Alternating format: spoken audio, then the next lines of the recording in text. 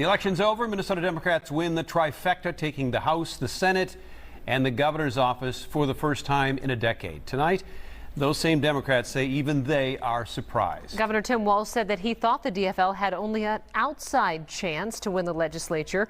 The surprise meant nobody was ready to talk about what their first actions would be once lawmakers return in January.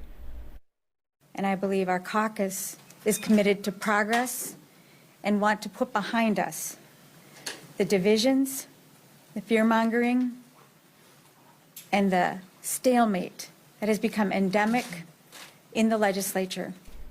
The door is now wide open for passing progressive legislation that had no chance in a Republican-controlled Senate. Courtney Godfrey joining us now live from the Capitol tonight. And Courtney, the Democrats now in a position they have not been in years.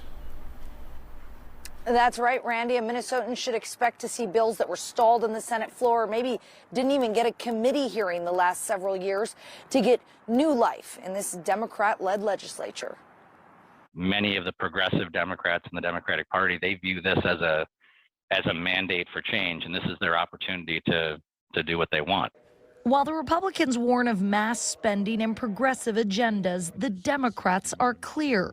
The voters have spoken. Well, I'd say it sounds like the people of Minnesota want the Democrat agenda, and they want us to put it through. That agenda has yet to be formally laid out, but many believe it will include legalizing recreational marijuana, protecting abortion rights, and spending the $10 billion budget surplus. The latter a priority for Senate DFL leader Nick Frentz. We should work on giving some of that money back to the people. That's what they want. We have needs and investments, education, long-term care, healthcare, public safety. We should make those investments while we have a surplus. Sports betting, also a bill that struggled to find success with a divided legislature, more complicated and not so much a sure thing. They only have 34 members of the state Senate. That would mean they would need every single state senator to vote for exactly the same bill, or they're going to have to include Republicans in the process. And when one party is in total control, they're very reluctant to include the other party in the process. Republican Pat Garofalo, a longtime proponent of it, believes there's an uphill battle ahead. You can imagine how controversial marijuana would be if we said only tribal reservations can grow it and distribute it. And that's what's being proposed with sports gambling. And when it comes to marijuana, there is no doubt that issue will get its long-anticipated time on the floor. I don't think I see it necessarily in the near or far future, but it's what the majority of Minnesotans want, and it is coming.